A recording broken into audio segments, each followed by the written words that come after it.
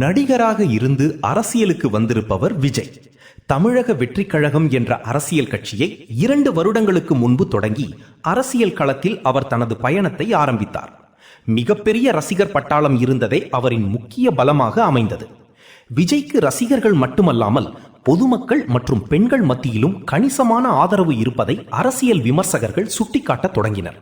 Road show, பிரச்சாரம், பொதுக்கூட்டம் என அவர் எங்கு சென்றாலும் அவரை நேரில் காண மக்கள் திரண்டு வருவது குறிப்பிடத்தக்கது. ஆனால் ஆல் இண்டியா அண்ணா திராவிட முன்னேற்ற கழகம் மற்றும் திராவிட முன்னேற்ற கழகம் போன்ற முக்கிய கட்சிகள் நடிகர் யாராக இருந்தாலும் கூட்டம் கூடும், ஆனால் அது வாக்காக மாறாது என்ற விமர்சனத்தை தொடர்ந்து முன்வைத்தன.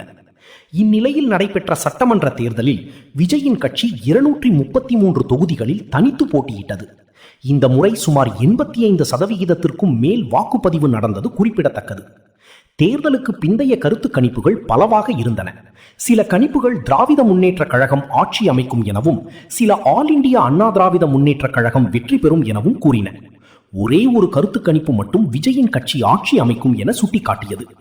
ஆனால் இந்த கருத்து கணிப்புகளை விஜய் பெரிதாக எடுத்துக்கொள்ளவில்லை. கருத்து கணிப்புகளை புறக்கணித்து கட்சி பணியில் முழுமையாக ஈடுபடுங்கள் என்று நிர்வாகிகளுக்கு அவர் அறிவுறுத்தியுள்ளார். மேலும் போட்டியிட்ட அனைத்து வேட்பாளர்களுடனும் காணொலி மூலம் ஆலோசனை நடத்திய அவர், வெற்றி பெற்றவுடன் நேராக பனையூருக்கு வாருங்கள், வேறு எங்கும் செல்ல வேண்டாம் என்று கூறியதாக தகவல்கள் வெளியாகியுள்ளன. வருகிற மே 4ஆம் தேதி நடைபெறவுள்ள வாக்கு எண்ணிக்கை தமிழக அரசியல் நிலவரத்தில் முக்கிய திருப்பமாக அமையும் என்பதில் எந்த ஐயமும் இல்லை.